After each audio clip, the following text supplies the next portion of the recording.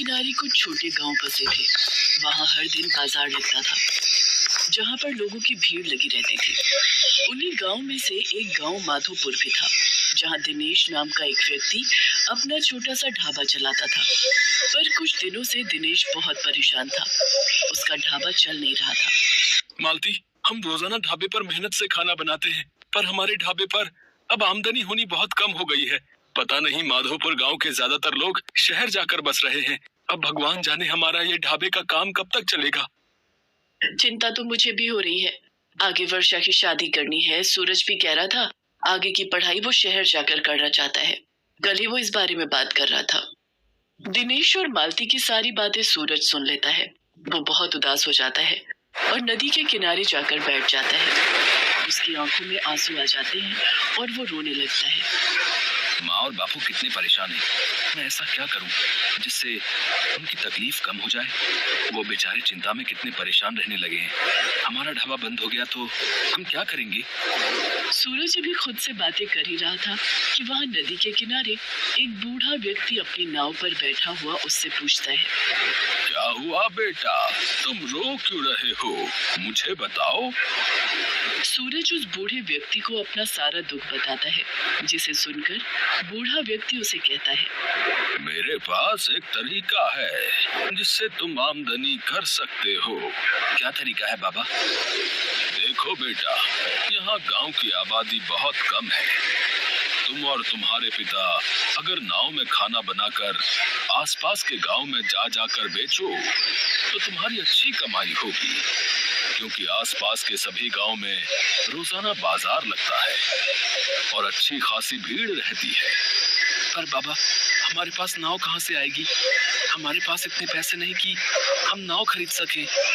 नाव की चिंता तुम मत करो, मेरे पास ये नाव है। इस पर ढाबा खोलकर तुम बदले में मुझे इसका किराया दे दिया करना। वैसे भी मैं बहुत बूढ़ा हो गया हूँ, अब मैं नाव नहीं चला पाता। ये तुम्हारे काम आ जाएगी। तुम्हें ये नाव देकर मुझे किराया मिलता रहेगा और मेरा गुजारा हो जाएगा। हाँ, ये ठीक रहेगा बाबा। मैं अभी जाकर अपने बापू से इस बारे में बात करता हूँ। आपका बहुत बहुत धन्यवाद। सूरज घर आता है और अपने पिता से इस बारे में बात करता है। बात तो सही है, पर बहुत कुछ देखना पड़ेगा। हमें कुछ चीजें खरीदनी पड़ेंगी, मेहनत तो बहुत लगेगी। मुझे सूरज का तैरते हुए ढाबे का उपाय अच्छा लग रहा है। हम सब मिलकर काम करेंगे तो हो जाएगा। हमें सूरज की बात को मान लेना चाहिए। बापू, वैसे भी तो हमारा ढाबा चल नहीं रहा। एक बार ये भी करके देख लेते हैं। शायद भगवान की कृपा से हमारा नाव पर बना ढाबा चल पड़े। ठीक है, तुम सब अगर यही चाहते हो तो हम ऐसा ही करेंगे। सूरज बेटा, तू मेरे साथ बाजार चल। हम नाव के ऊपर ढाबा बनाने का कुछ जरूरी सामान खरीद लाते हैं। दिनेश और उसका परिवार मिलकर नाव पर ढाबा तैयार करते हैं। मालती और वर्षा तरह तरह के भोजन बनाकर तैयार करती हैं और सब कुछ उस व्यक्ति की नाव पर रख देते हैं। फिर वो एक गांव में खाना लेकर पहुंचते हैं। गांव के बाजार में लोग घूम रहे थे। नदी किनारे नाव पर बना ढाबा देखकर लोग हैरान रह जाते हैं और वहां आकर खाना खाने लगते हैं। अरे वाह, नाव पर ढाबा है। ये तो बहुत बढ़िया और साफ सुथरा दिखाई दे रहा भाई है। वैसे क्या क्या खाने के लिए इस तैरते हुए ढाबे पर है। पनीर बटर मसाला, मटर पनीर, पालक पनीर, रायता, दाल तड़का, दाल मखनी, लच्छा पराठा, तंदूरी रोटी और भी बहुत कुछ मिलेगा हमारे ढाबे पर, और वो भी सस्ते दामों पर, गर्मा गर्म। हमारे ढाबे की स्पेशल थाली खाइए, उंगलियां चाटते रह जाएंगे। लाओ भाई लाओ, फिर तो 2 थाली हमारी लगा दो भाई है। दिनेश के ढाबे का खाना खाकर सचमुच ग्राहक बहुत खुश हुए। दिनेश उसके बाद दूसरे गांव के लिए अपनी नाव लेकर चल पड़ा। सुबह से शाम तक वो अपनी नाव को लेकर अलग अलग गांव में गया और उसने वहां अपने परिवार के साथ मिलकर खाना बेचा। पहले ही दिन उनकी अच्छी कमाई हो गई। मालती, सचमुच आज हमें 5,000 रुपए का मुनाफा हुआ है। गांव में बने हमारे होटल पर तो हफ्ते भर में भी इतनी कमाई नहीं होती। ये सब मेरे प्यारे भैया सूरज के कारण ही हुआ है। हाँ बेटा सूरज, अब हम नाव पर ही खाना बनाकर बेचेंगे। बापू, आप ही तो कहते हो कड़ी मेहनत एक दिन रंग जरूर लाती है। अब हमें रोजाना कड़ी मेहनत करनी होगी ताकि हम और आमदनी कर सके। वैसे भला हो उन बूढ़े बाबा का, इन्होंने हमारी इतनी सहायता की। आप एक काम करो, सूरज के साथ जाकर आज उन्हें किराया दे आओ। ठीक है मालती, तुम वर्षा के साथ घर जाओ, तब तक मैं उन बाबा को किराया देकर आता हूँ। दिनेश सूरज के साथ उन बूढ़े बाबा को किराया देने चला जाता है। दिनेश अब रोजाना ही एक गांव से दूसरे गांव के बाजार में जा जाकर खाना बनाकर बेचने लगा। उन्हीं के गांव में रहने वाला मोहन नाम का एक आदमी दिनेश की सफलता से जलता था। एक दिन दिनेश जब बूढ़े व्यक्ति को नाव का किराया देकर उनके घर से बाहर निकला तो रास्ते में मोहन उसे मिल गया। और मोहन भैया कैसे हो? मैं ठीक हूँ। कैसा चल रहा है तुम्हारा ये नया होटल? भगवान की कृपा से अच्छा चल रहा है भैया। ये दिनेश इतना खुश कैसे हो सकता है? ये मेरे से ज्यादा अमीर नहीं हो सकता। मैं ऐसा हरगिज नहीं होने दूंगा। मुझे इस दिनेश का कुछ करना ही होगा।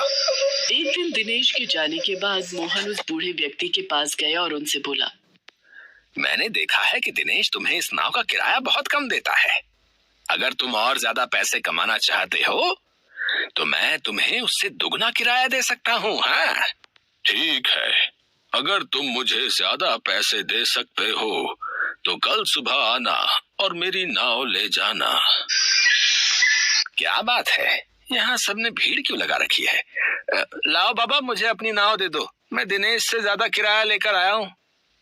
अब तो आप सबको सबूत मिल गया ये मोहन कितना बेईमान है। हमारे गांव में रहकर ऐसे बेईमान लोग दूसरों के घरों को बर्बाद करते हैं। मुखिया जी, क्या आपको लगता है ऐसे बेईमान लोग हमारे गांव में होने चाहिए? क्यों रे मोहन, किसी की सफलता पर जलना क्या अच्छी बात है? हैं? तेरे जैसे इंसान को यहाँ रहने का कोई हक नहीं है। अभी के अभी इस गांव से भाग जा, या फिर इस गांव में रहना है तो सुधर जा, वरना अपने आदमियों से कहकर इस गांव से दूर भिजवा दूंगा तुझे, समझा? नहीं नहीं मुखिया जी, मुझे माफ कर दो। दिनेश, मुझे माफ कर दो भाई, मेरे से गलती हो गई थी। अगर आप इस गांव से मुझे निकाल दोगे तो मैं अपनी बीवी बच्चों को लेकर कहाँ जाऊंगा? मैं आज के बाद दिनेश को कभी तक नहीं करूंगा, कभी नहीं। मोहन सबसे माफी मांगता है। उस दिन के बाद दिनेश को वो कभी भी तंग नहीं करता। दिनेश अपने परिवार के साथ रोजाना की तरह ही अपने ढाबे के काम पर लग जाता है। कुछ ही समय में उसका नाव पर बना ढाबा बहुत चल जाता है, जिससे वो और भी नाव खरीद कर अपने और भी ढाबे खोल लेता है। भले ही दिनेश ने और नाव खरीद ली थी, पर उस बूढ़े व्यक्ति को वो आज भी उनकी नाव का किराया जरूर देता था। कुछ समय बाद दिनेश अपनी बेटी वर्षा की शादी करता है और अपने बेटे सूरज को शहर पढ़ने के लिए भी भेज देता है।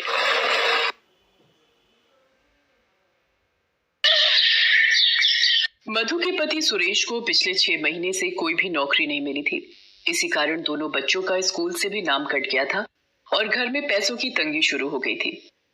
इसी वजह से मधु को गरीब बस्ती में किराए का एक कमरा लेना पड़ा। एक दिन, नमस्ते बहन, मेरा नाम कमला है। लगता है इस बस्ती में नई आई हो। जी, कल ही ये कमरा किराए पर लिया है। अच्छा, मैं चलती हूँ, आराम से फिर बात करूंगी, काम पर जा रही हूँ। अच्छा, आप काम करते हो कहीं? हाँ, कुछ घरों में झाड़ू पोछा करती हूँ। आप जब काम से वापस आओगे तो मुझे मिलना। ठीक है, मैं शाम को तुमसे मिलती हूँ। मधु अपनी दोनों बच्चियों दीपा और पूजा को रोटी दे रही थी। उसी वक्त कमला आती है। मम्मी, पहले आप हमें इतना अच्छा खाना खिलाते थे। हाँ मम्मी, पहले आप हमें 2 टाइम दूध पीने के लिए भी दिया करते थे। मधु, मैं क्या करूं? रोज दुकानों पर काम के लिए धक्के खाने जाता हूं, पर कहीं भी काम नहीं मिलता। आप चिंता मत करो, जब तक आपको कोई काम नहीं मिलता है तब तक मैं कोई काम ढूंढ लेती हूँ। मैंने सब सुन लिया है, घबराने की जरूरत नहीं है। मैं तुझे काम दिलवा दूंगी। एक घर में रोटी बनाने वाली की जरूरत है, तू कल मेरे साथ चलना। कमला मधु को काम दिलवा देती है। एक शाम, अरे मैं गलती से भंडार घर का ताला लगाकर चाबी अपने साथ ही ले आई हूँ। मालकिन को वापस कराती हूँ। अरे ये तो डॉली दीदी है, पर ये तो किसी लड़के की बाइक से उतरी है। ये लड़का तो हमारी बस्ती का गुंडा मवाली है, पर डॉली दीदी इसके साथ कैसे? लड़का वहां से चला जाता है। मधु देखती है कि घर के बाहर ताला लगा है और डॉली ताला खोल रही है। शायद मालकिन कहीं बाहर गई थी। मधु डॉली को बाहर से चाबी पकड़ा देती है। डॉली दीदी, ये भंडार घर की चाबी गलती से मेरे पास रह गई थी। अगर आपको बुरा न लगे तो आप अभी जिस लड़के के साथ बाइक से उतरी थी वो कोई भी था, तुम्हें इससे क्या मतलब? चाबी दे दी, अब जाओ यहाँ से। मधु ने मुझे अनिल के साथ देख लिया है। अगर इसने मम्मी पापा को उसके बारे में बता दिया तो वो मुझे अनिल से कभी भी मिलने नहीं देंगे। मुझे इसका कोई रास्ता ढूंढना ही होगा। अगले दिन डॉली भंडार घर में से आटे और चीनी की एक एक बोरी गायब कर देती है और चाबी लेकर अपनी माँ के पास जाती है। मम्मी, ये मधु ने भंडार घर की चाबी दी थी। वो तो घर चली गई है, पर मेरा खीर खाने का मन है, आप बना दो प्लीज। डॉली, तू भी ना बड़ा परेशान करती है। जब मधु थी तब बोल देती, उसे किस लिए रखा है फिर? रुक, चीनी नहीं है डिब्बे में, ला चाबी दे, निकाल कर लाती हूँ। अब आएगा मजा। हे भगवान, पिछले हफ्ते ही तो चीनी की बोरी मंगवाई थी और ये क्या, आटे की 4 बोरियों में से सिर्फ 3 बोरियां रखी हैं। एक बोरी कहाँ गई? माँ, भंडार घर की चाबी तो 2 दिन से मधु के पास है। इसका मतलब कहीं आने दे मधु को। मेरे सामने अपने पति और बच्चों की दुहाई देती है। एक तो काम पर रखा, ऊपर से चोरी करती है। अगले दिन जब मधु काम पर आती है, मधु एक बात बता, तुझे मैंने मजबूरी में देखकर अपने घर में काम दिया और तू इस तरह से मेरे भंडार घर में से सामान चोरी करती है। नहीं मालकिन, मैंने भंडार घर में से कोई चोरी नहीं की। मैं तो बल्कि कल गलती से भंडार घर की चाबी ले गई थी तो मैंने। मम्मी ये देखो, एक तो चोरी करती है, ऊपर से आपसे जुबान लड़ा रही है। भाई देख, मैं तुझे अब काम पर नहीं रखूंगी और तेरा कोई हिसाब नहीं बनेगा। तूने जो सामान चोरी किया है, तेरे महीने के 2000 पूरे हो गए, चल जा अब। शोभा मधु की एक नहीं सुनती और उसे नौकरी से निकाल देती है। मधु कमला को सारी बात बताती है। अरे गलत तो वो लोग हैं, जब खुद के साथ कुछ गलत होगा तब इन लोगों को अक्ल आएगी। तू चिंता मत कर, हम कोई ना कोई दूसरा रास्ता ढूंढ लेंगे जिससे तेरी कमाई हो सके। मम्मी, आपने पाव भाजी कब से नहीं बनाई? मेरा पाव भाजी खाने का मन है और मेरे लिए पूरी आलू की सब्जी भी। ठीक है, कुछ दिन और रुको, मैं तुम दोनों की पसंद का खाना जरूर बनाऊंगी। मधु, बच्चों की बातें सुनकर मेरे दिमाग में एक आइडिया आया है। क्यों ना तू ढाबा खोल ले? जरूरी नहीं दुकान पर ही बैठकर ढाबा खुलेगा, तू एक ठेले पर भी ढाबा खोल सकती है। फिर कमाई होगी तो दुकान किराए पर ले लेना। पर कमला दीदी, ढाबा खोलने के लिए पैसों की जरूरत होगी। कमला, मैंने सब सुन लिया है, मैं अपनी स्कूटी बेच दूंगा।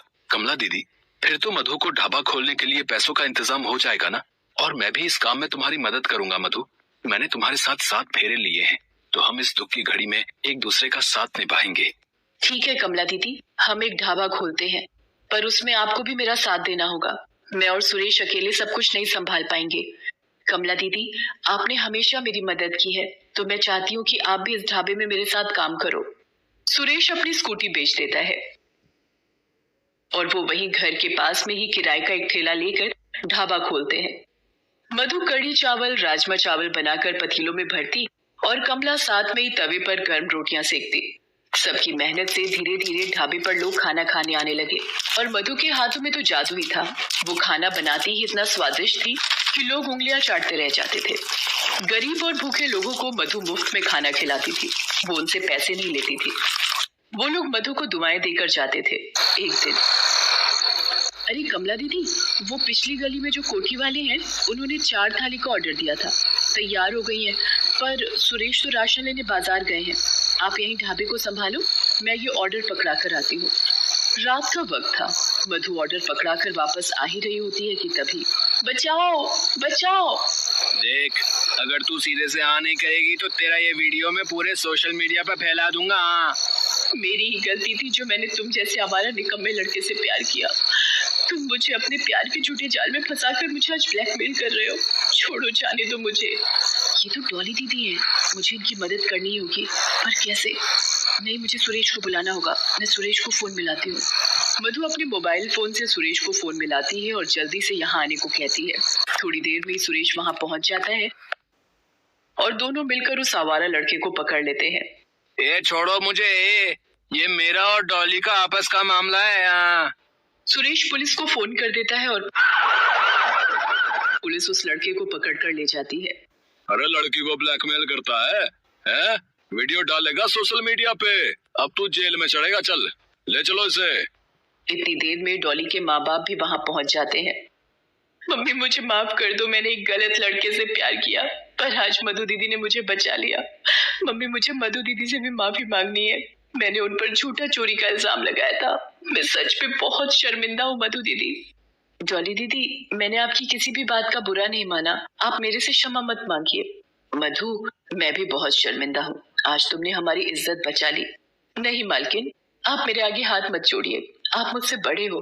मधु, मैंने देखा तुमने एक ढाबा खोल लिया है। मैं उधर से गुजर रहा था, तब तुम्हारे ठेले पर मेरी नजर पड़ी थी। जी, हम लोगों ने एक ढाबा खोला है और भगवान की कृपा से अब वो अच्छा चलने लगा है। मधु, तुमने आज हमारी बच्ची के लिए बहुत कुछ किया है।